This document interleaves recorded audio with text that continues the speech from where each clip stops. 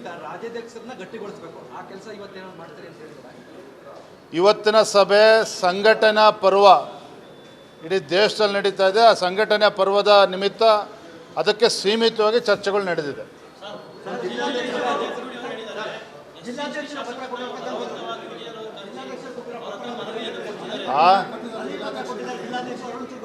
ಯಾವುದೇ ಜಿಲ್ಲೆಯ ಅಧ್ಯಕ್ಷರುಗಳು ಯಾವುದೇ ಮನವಿಯನ್ನು ನಮ್ಮ ರಾಷ್ಟ್ರೀಯ ನಾಯಕರುಗಳಿಗೆ ನೀಡಿಲ್ಲ. ಯಾರೂ ಭಯಪಡ್ತಕ್ಕಂಥ ಅವಶ್ಯಕತೆ ಇಲ್ಲ. ಏನಪ್ಪ ದೆಹಲಿನಲ್ಲಿ ರಮೇಶ್ ಜಾರಕಿಹೊಳಿ ಮತ್ತು ಬಿ ಪಿ ಹರೀಶ್ ಅವರು ಮಾತನಾಡಿದ್ದಾರೆ. ವಿಜೇಂದ್ರ ಅವರನ್ನ ಮೊದಲು ಉಚ್ಚಾಟನೆ ಮಾಡಬೇಕು ಅಂತ ಆಗ್ರಹ ಮಾಡ್ತಾರೆ. ಹರೀಶ್ ಹೆಸರು ಮುಂದೆ ಏನಿದೆ? ಬಿ ಪಿ ಇದೆ. ಸ್ವಲ್ಪ ಅವರು ಸಹನೆಯನ್ನು ಕಳ್ಕೊಳ್ತಾರೆ ಅವಾಗ ಅದೇನಾರೇ ಇರಲಿ. ಅವರು ಕೂಡ ನಮ್ಮ ಶಾಸಕರಿದ್ದಾರೆ, ಎರಡನೇ ಬಾರಿ ಗೆದ್ದಂಥ ಶಾಸಕರಿದ್ದಾರೆ. ಇನ್ನು ಬೇರೆ ನೋಟಿಸ್ಗಳು ಎಲ್ಲವೂ ಕೂಡ ಕೇಂದ್ರದ ರಾಷ್ಟ್ರೀಯ ನಾಯಕರ ಮುಂದೆ ಇದೆ, ಎಲ್ಲವನ್ನು ಕೂಡ ಗಮನಿಸ್ತಾ ಇದ್ದಾರೆ. ಸಂಬಂಧಪಟ್ಟಾಗ ಅಸಮಾಧಾನ ವ್ಯಕ್ತಪಡಿಸ್ತಾ ಇದೆ. ನಾಯಕರುಗಳ ಅಡ್ಜಸ್ಟ್ಮೆಂಟ್ ರಾಜಕಾರಣದಿಂದಾಗಿ ನಮ್ಮಗಳಿಗೆ ಪಕ್ಷದಲ್ಲಿ ಗೌರವ ಸಿಗ್ತದೆ, ಸರಿಯಾಗಿ ನೋಡ್ಕೊಳಕ್ ಆಗ್ತಾ ಇಲ್ಲ ಅಂತ ಕಾರ್ಯಕರ್ತರ ವಲಯ ಎಲ್ಲಿಯವರು ಕಾಯಬೇಕು ವಿಚಾರ.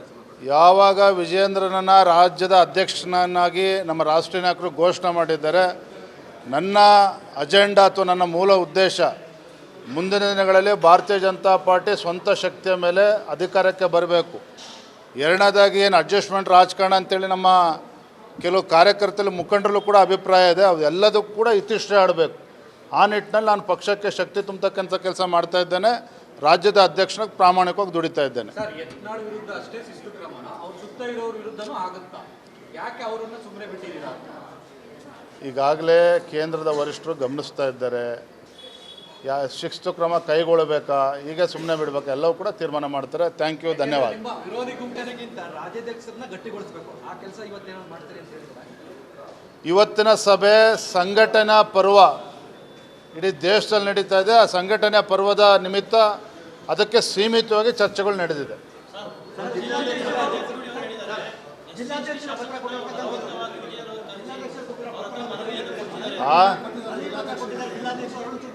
ಯಾವುದೇ ಜಿಲ್ಲೆಯ ಅಧ್ಯಕ್ಷರುಗಳು ಯಾವುದೇ ಮನವಿಯನ್ನು ನಮ್ಮ ರಾಷ್ಟ್ರೀಯ ನಾಯಕರುಗಳಿಗೆ ನೀಡಿಲ್ಲ. ಯಾರೂ ಭಯಪಡ್ತಕ್ಕಂಥ ಅವಶ್ಯಕತೆ ಇಲ್ಲ. ಏನಪ್ಪ ದೆಹಲಿನಲ್ಲಿ ರಮೇಶ್ ಜಾರಕಿಹೊಳಿ ಮತ್ತು ಬಿ ಪಿ ಹರೀಶ್ ಅವರು ಮಾತನಾಡಿದ್ದಾರೆ. ವಿಜೇಂದ್ರ ಅವರನ್ನ ಮೊದಲು ಉಚ್ಚಾಟನೆ ಮಾಡಬೇಕು ಅಂತ ಆಗ್ರಹ ಮಾಡ್ತಾರೆ. ಹರೀಶ್ ಹೆಸರು ಮುಂದೆ ಏನಿದೆ? ಬಿ ಪಿ ಇದೆ. ಸ್ವಲ್ಪ ಅವರು ಸಹನೆಯನ್ನು ಕಳ್ಕೊಳ್ತಾರೆ ಅವಾಗ ಅದೇನಾರೇ ಇರಲಿ. ಅವರು ಕೂಡ ನಮ್ಮ ಶಾಸಕರಿದ್ದಾರೆ, ಎರಡನೇ ಬಾರಿ ಗೆದ್ದಂಥ ಶಾಸಕರಿದ್ದಾರೆ. ಇನ್ನು ಬೇರೆ ನೋಟಿಸ್ಗಳು ಎಲ್ಲವೂ ಕೂಡ ಕೇಂದ್ರದ ರಾಷ್ಟ್ರೀಯ ನಾಯಕರ ಮುಂದೆ ಇದೆ, ಎಲ್ಲವನ್ನು ಕೂಡ ಗಮನಿಸ್ತಾ ಇದ್ದಾರೆ. ವಿಚಾರ ಸಂಬಂಧಪಟ್ಟಾಗ ಅಸಮಾಧಾನ ವ್ಯಕ್ತಪಡಿಸ್ತಾ ಇದೆ. ನಾಯಕರುಗಳ ಅಡ್ಜಸ್ಟ್ಮೆಂಟ್ ರಾಜಕಾರಣದಿಂದಾಗಿ ನಮ್ಮಗಳಿಗೆ ಪಕ್ಷದಲ್ಲಿ ಗೌರವ ಸಿಗ್ತದೆ, ಸರಿಯಾಗಿ ನೋಡ್ಕೊಳಕ್ ಆಗ್ತಾ ಇಲ್ಲ ಅಂತ ಕಾರ್ಯಕರ್ತರ ವಲಯ ಎಲ್ಲಿಯವರು ಕಾಯಬೇಕು ವಿಚಾರ. ಯಾವಾಗ ವಿಜೇಂದ್ರನನ್ನ ರಾಜ್ಯದ ಅಧ್ಯಕ್ಷನನ್ನಾಗಿ ನಮ್ಮ ರಾಷ್ಟ್ರೀಯ ನಾಯಕರು ಘೋಷಣೆ ಮಾಡಿದ್ದಾರೆ, ನನ್ನ ಅಜೆಂಡಾ ಅಥವಾ ನನ್ನ ಮೂಲ ಉದ್ದೇಶ ಮುಂದಿನ ದಿನಗಳಲ್ಲಿ ಭಾರತೀಯ ಜನತಾ ಪಾರ್ಟಿ ಸ್ವಂತ ಶಕ್ತಿಯ ಮೇಲೆ ಅಧಿಕಾರಕ್ಕೆ ಬರಬೇಕು. ಎರಡನೇದಾಗಿ ಏನು ಅಡ್ಜಸ್ಟ್ಮೆಂಟ್ ರಾಜಕಾರಣ ಅಂತೇಳಿ ನಮ್ಮ ಕೆಲವು ಕಾರ್ಯಕರ್ತರು ಮುಖಂಡರಲ್ಲೂ ಕೂಡ ಅಭಿಪ್ರಾಯ ಇದೆ. ಅವೆಲ್ಲದಕ್ಕೂ ಕೂಡ ಇತಿಶ್ರೀ ಆಡಬೇಕು. ಆ ನಿಟ್ಟಿನಲ್ಲಿ ನಾನು ಪಕ್ಷಕ್ಕೆ ಶಕ್ತಿ ತುಂಬತಕ್ಕಂಥ ಕೆಲಸ ಮಾಡ್ತಾ ಇದ್ದೇನೆ. ರಾಜ್ಯದ ಅಧ್ಯಕ್ಷನಾಗಿ ಪ್ರಾಮಾಣಿಕವಾಗಿ ದುಡಿತಾ ಇದ್ದೇನೆ. ಸರ್, ಯತ್ನಾಳ್ ವಿರುದ್ಧ ಅಷ್ಟೇ ಶಿಸ್ತು ಕ್ರಮನ ಅವ್ರ ಸುತ್ತ ಇರೋರ ವಿರುದ್ಧನೂ ಆಗುತ್ತಾ? ಯಾಕೆ ಅವರನ್ನು ಸುಮ್ಮನೆ ಬಿಟ್ಟಿದ್ದೀರಾ? ಈಗಾಗಲೇ ಕೇಂದ್ರದ ವರಿಷ್ಠರು ಗಮನಿಸ್ತಾ ಇದ್ದಾರೆ. ಶಿಸ್ತು ಕ್ರಮ ಕೈಗೊಳ್ಳಬೇಕಾ, ಈಗ ಸುಮ್ಮನೆ ಬಿಡಬೇಕಾ, ಎಲ್ಲವೂ ಕೂಡ ತೀರ್ಮಾನ ಮಾಡ್ತಾರೆ. ಥ್ಯಾಂಕ್ ಯು, ಧನ್ಯವಾದ. ವಿರೋಧಿ ಗುಂಪುಗಾರಿಕೆಗಿಂತ ರಾಜ್ಯಾಧ್ಯಕ್ಷರನ್ನ ಗಟ್ಟಿಗೊಳಿಸಬೇಕು. ಆ ಕೆಲಸ ಇವತ್ತೇನೋ ಮಾಡ್ತಾರೆ ಅಂತ ಹೇಳ್ತಾರೆ. ಇವತ್ತಿನ ಸಭೆ ಸಂಘಟನಾ ಪರ್ವ ಇಡೀ ದೇಶದಲ್ಲಿ ನಡೀತಾ ಇದೆ. ಆ ಸಂಘಟನೆ ಪರ್ವದ ನಿಮಿತ್ತ ಅದಕ್ಕೆ ಸೀಮಿತವಾಗಿ ಚರ್ಚೆಗಳು ನಡೆದಿದೆ.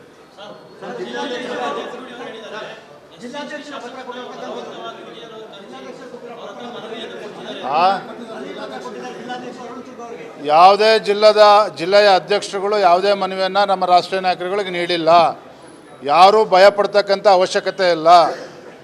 ಏನಪ್ಪ ದೆಹಲಿನಲ್ಲಿ ರಮೇಶ್ ಜಾರಕಿಹೊಳಿ ಮತ್ತು ಬಿ ಪಿ ಹರೀಶ್ ಅವರು ಮಾತನಾಡಿದ್ದಾರೆ. ವಿಜೇಂದ್ರ ಅವರನ್ನ ಮೊದಲು ಉಚ್ಚಾಟನೆ ಮಾಡಬೇಕು ಅಂತ ಆಗ್ರಹ ಮಾಡ್ತಾರೆ.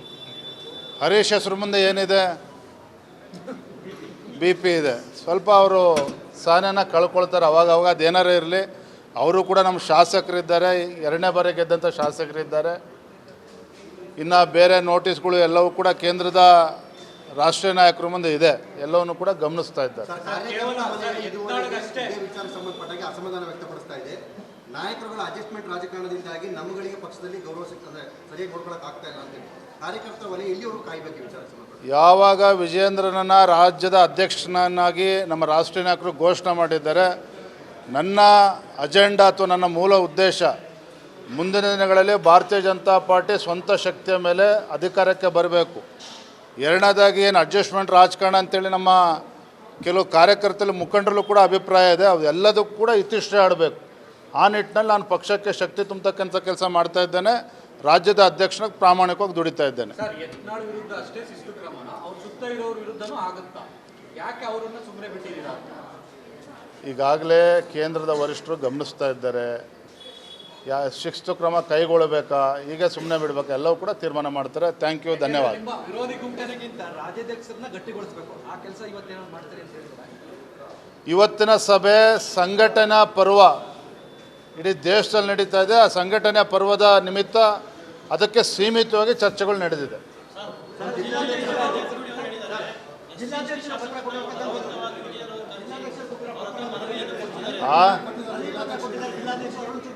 ಯಾವುದೇ ಜಿಲ್ಲೆಯ ಅಧ್ಯಕ್ಷರುಗಳು ಯಾವುದೇ ಮನವಿಯನ್ನು ನಮ್ಮ ರಾಷ್ಟ್ರೀಯ ನಾಯಕರುಗಳಿಗೆ ನೀಡಿಲ್ಲ.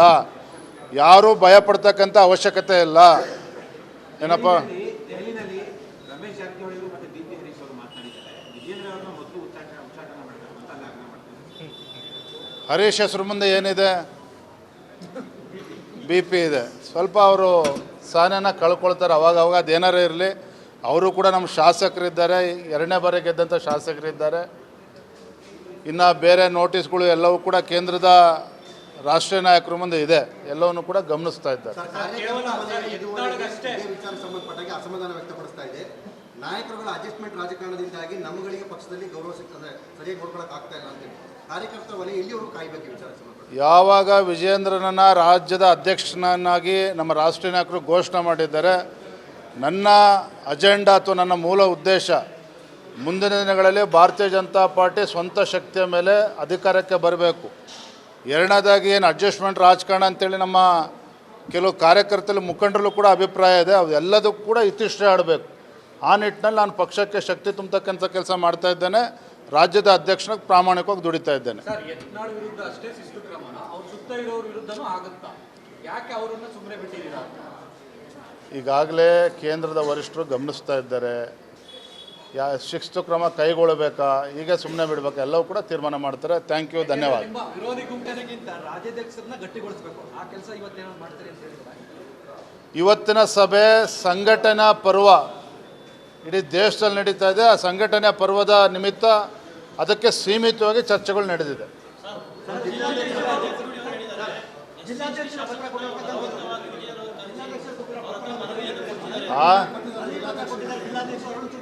ಯಾವುದೇ ಜಿಲ್ಲೆಯ ಅಧ್ಯಕ್ಷರುಗಳು ಯಾವುದೇ ಮನವಿಯನ್ನು ನಮ್ಮ ರಾಷ್ಟ್ರೀಯ ನಾಯಕರುಗಳಿಗೆ ನೀಡಿಲ್ಲ.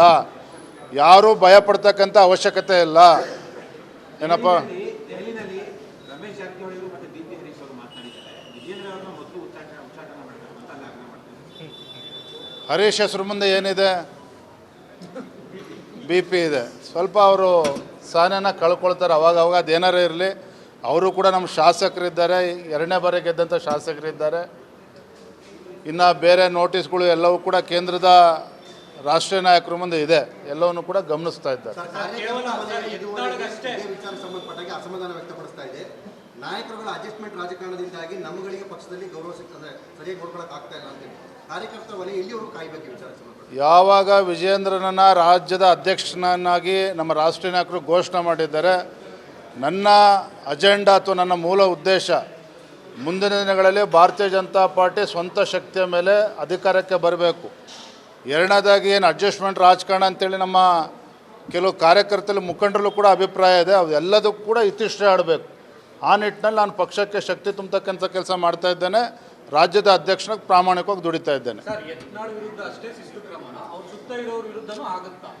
ಯಾಕೆ ಅವರನ್ನ ಸುಮ್ಮನೆ ಬಿಟ್ಟಿದ್ದೀರಾ? ಈಗಾಗಲೇ ಕೇಂದ್ರದ ವರಿಷ್ಠರು ಗಮನಿಸ್ತಾ ಇದ್ದಾರೆ.